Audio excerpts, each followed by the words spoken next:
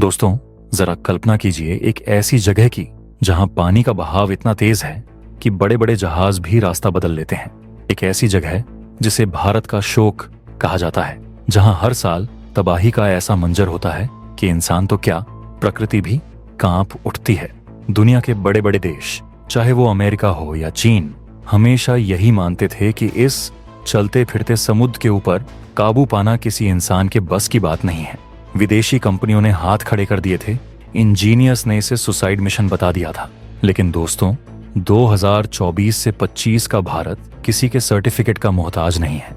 जहां दुनिया की सोच खत्म होती है, वहां भारत के हौसले की उड़ान शुरू होती है।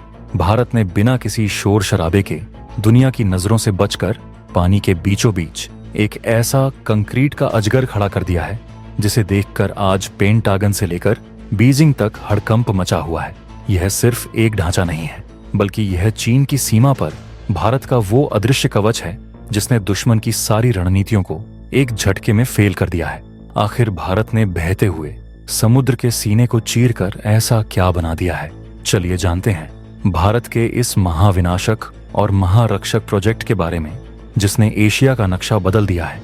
लेकिन वीडियो में आगे बढ़ने से पहले और भारत के इस ब्रह्मास्त्र को डिकोड करने से पहले, अगर आप मानते हैं कि हमारे इंजीनियर्स का यह शौर्य देश का मस्तक ऊंचा कर रहा है, तो उनके सम्मान में इस वीडियो को अभी लाइक करें और हाँ, कमेंट बॉक्स में जय हिंद जरूर लिखें। याद रहे, जय हिंद कहना हम सबके लिए गर्व की बात है। दोस्तों, आज हम जिस ताकत की बात कर रहे हैं वह कोई मामूली प्रोजेक्ट नहीं है। हम बात कर रहे हैं ब्रह्मपुत्र नदी की। यह नदी नहीं, बल्कि एक चलता फिरता समंदर है। इसकी चौड़ाई कई जगहों पर 15 से 20 किलोमीटर तक हो जाती है। इसका बहाव इतना अनिश्चित है कि यह कब अपना रास्ता बदल ले और कब पूरे के पूरे गांव को अपने पेट में समा ले, यह कोई नहीं बता सकता। इस नदी के ऊपर एक साधारण खंभा खड़ा करना भी इंजीनियर्स के लिए मौत को दावत देने जैसा था। लेकिन असली खेल तो अब शुरू होता है, जहां दुनिया की सबसे बड़ी इंजीनियरिंग कंपनियां, चाहे वो यूरोप की हों या अमेरिका की, इस नदी का नाम सुनकर पीछे हट गईं। वहां भारत की दिग्गज कंपनी L&T के जांबाज इंजीनियर्स ने छाती ठोककर यह चैलेंज स्वीकार किया। उन्होंने 19 किलोमीटर लंबे एक ऐसे महासेतु की नींव रखी जो बादलों के पार निकल जाता है। हम बात कर रहे हैं धुबड़ी फूलबाड़ी महासेतु की। यह सिर्फ एक पुल नहीं, बल्कि भारत की इंजीनियरिंग का वो चमत्कार है जिसे आने वाली सदियां याद रखेंगी। अब जरा उस मुद्दे पर आते हैं जिससे चीन के राष्ट्रपति शी जिनपिंग की रातों की नींद हराम हो गई है। मैप पर अगर आप गौर से देखें तो सिलीगुड़ी कॉरिडोर, या जिसे हम चिकन नेक कहते हैं, वो भारत का सबसे नाजुक हिस्सा है। यह महज 22 किलोमीटर चौड़ा वो संकरा रास्ता है जो पूरे नॉर्थ ईस्ट भारत को बाकी देश से जोड़ता है। चीन की हमेशा से ये गंदी और नापाक योजना रही है कि युद्ध के समय वो इस गले को दबा देगा और हमारे नॉर्थ ईस्ट को भारत से काट देगा। 1962 से लेकर आज तक चीन इसी कमजोरी का फायदा उठाने की फिराक में था। लेकिन दोस्तों, भारत के प्रधानमंत्री और हमारे रक्षा विशेषज्ञों ने इस चिकन नेक के डर को हमेशा के लिए दफन करने का इंतजाम कर दिया है। यह धुबड़ी फूलबाड़ी ब्रिज भारत के लिए एक बैकअप नहीं, बल्कि एक स्ट्रैटेजिक ब्रह्मास्त्र है। यह असम और मेघालय को सीधे जोड़ता है। अगर कल को चीन मुख्य रास्ता ब्लॉक करने की कोशिश भी करता है, तो भारतीय सेना को अब किसी की परवाह नहीं होगी। इस 19 किलोमीटर लंबी कंक्रीट की दीवार के जरिए हमारे सबसे भारी टैंक, जैसे 60 टन वजनी अर्जुन टैंक और T-90 भीष्म, और हमारी सबसे खतरनाक ब्रह्मोस और प्रलय जैसी मिसाइलें रातों रात बिना किसी रुकावट के अरुणाचल प्रदेश और चीन की सीमा तक पहुंच जाएंगी। जो सफर तय करने में सेना के काफिलों को पहले कई दिन लगते थे, अब वो काम चंद घंटों में हो जाएगा। यह पुल सेना के लिए एक ऐसी लाइफलाइन है जो चीन के हर मंसूबे को मिट्टी में मिला देगी। अमेरिका के मिलिट्री एक्सपर्ट्स भी यह मान रहे हैं कि भारत ने इस एक पुल के जरिए पूरे साउथ एशिया की जियोपॉलिटिक्स को बदल कर रख दिया है। आपको बता दूं कि दोस्तों, चीन हमेशा अपनी मैन्युफैक्चरिंग का ढिंढोरा पीटता है, लेकिन उसके बनाए पुल हवा के झोंके से गिर जाते हैं। भारत ने यहाँ जो किया है वो क्वालिटी की मिसाल है। ब्रह्मपुत्र की जमीन इतनी दलदली और अस्थिर है कि यहाँ सामान्य पिलर टिक ही नहीं सकते। तब भारत ने हाथ मिलाया तकनीक के बादशाह जापान के साथ। इस पुल को बनाने में जापान की सबसे एडवांस डीप वेल फाउंडेशन तकनीक का इस्तेमाल किया गया है। आपको जानकर हैरानी होगी कि इस पुल के 126 पिलर्स जमीन के अंदर उतनी गहराई तक गाड़े गए हैं जितना कि एक 20 से 25 मंजिला इमारत की ऊंचाई होती है। नदी के उफनते पानी और दलदली मिट्टी के बीच 60 मीटर से ज्यादा गहराई तक खुदाई करके कंक्रीट भरना, यह इंसानी इतिहास के सबसे मुश्किल कामों में से एक था। इसमें इस्तेमाल होने वाला कंक्रीट कोई मामूली मसाला नहीं है, बल्कि सेल्फ कॉम्पैक्टिंग कंक्रीट है जो पानी के अंदर भी पत्थर से ज्यादा मजबूत पकड़ लेता है। इसके अलावा इसमें एक्स्ट्रा डोज्ड केबल स्टे तकनीक का इस्तेमाल हुआ है जो इसे रिक्टर स्केल पर 8 की तीव्रता वाले भूकंप को भी झेलने की ताकत देती है। यह पुल सिर्फ 10 से 20 साल के लिए नहीं बल्कि आने वाले 100 सालों तक भारत की सुरक्षा की गारंटी बनकर खड़ा रहेगा।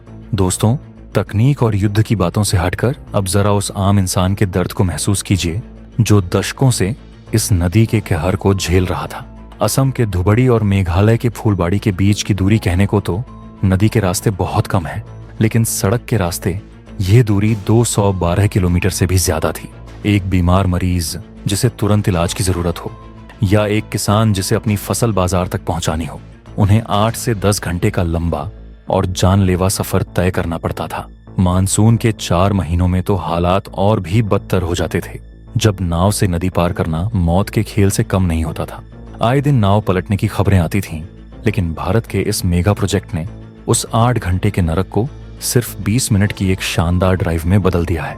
जी हाँ, सिर्फ 20 मिनट। ये है नए भारत की रफ्तार। मेघालय और असम के बीच का वो फासला जो कभी सदियों जैसा लगता था, अब पलक झपकते ही खत्म हो जाएगा। ये पुल लाखों लोगों के आंसुओं को पोंछने वाला एक सहारा है। इससे पूरे क्षेत्र में व्यापार बढ़ेगा, रोजगार आएगा और नॉर्थ ईस्ट के विकास को एक नई उड़ान मिलेगी। जो पर्यटक पहले दूरी की वजह से मेघालय और असम की खूबसूरती देखने नहीं आते थे, उनके लिए यह 19 किलोमीटर की वाटर ड्राइव दुनिया का सबसे बड़ा अजूबा बन जाएगी। दोस्तों, क्या आपने कभी सोचा है कि जापान जैसा देश भारत के नॉर्थ ईस्ट में इतना भारी निवेश, लगभग 5000 करोड़ रुपए क्यों कर रहा है? इसे कहते हैं इंडो पैसिफिक रणनीति। जापान और भारत मिलकर चीन के one belt one road project की कमर तोड़ना चाहते हैं।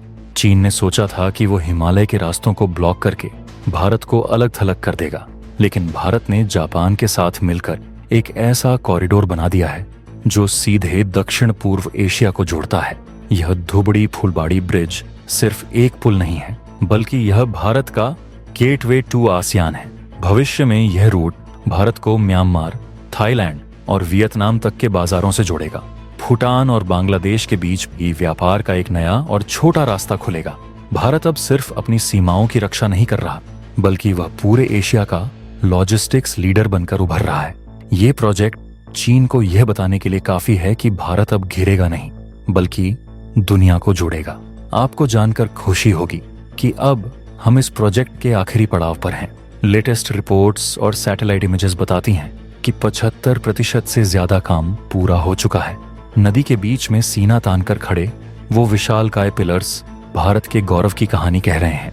आधिकारिक तौर पर यह काम 2028 में पूरा होना है, लेकिन जिस तूफानी रफ्तार से हमारे L&T के मजदूर और इंजीनियर्स दिन रात काम कर रहे हैं, 40 डिग्री की गर्मी और भयंकर बारिश की परवाह किए बिना, हमें पूरा यकीन है कि 2027 के अंत तक भारत के प्रधानमंत्री इस पर तिरंगा लहराएंगे। जब यह पुल खुलेगा तो यह सिर्फ गाड़ियों के लिए नहीं होगा, बल्कि यह भारत की उस उड़ान का प्रतीक होगा जिसे अब कोई महाशक्ति नहीं रोक सकती। यह पुल उन सभी लोगों को जवाब है जो कहते थे कि भारत कभी विकसित नहीं हो सकता। यह जवाब है चीन की विस्तारवादी नीति को कि हम अपनी जमीन का 1 इंच भी नहीं देंगे और अपनी सुरक्षा के लिए समंदर पर भी दीवार खड़ी कर देंगे। धुबड़ी फूलबाड़ी महासेतु भारत के उस साहस की कहानी है जो चुनौतियों को पैरों तले कुचलना जानता है। दोस्तों, क्या आपको भी लगता है कि भारत को चीन सीमा पर ऐसे और भी मेगा प्रोजेक्ट्स बनाने चाहिए? अपनी राय हमें कमेंट बॉक्स में जरूर बताएं।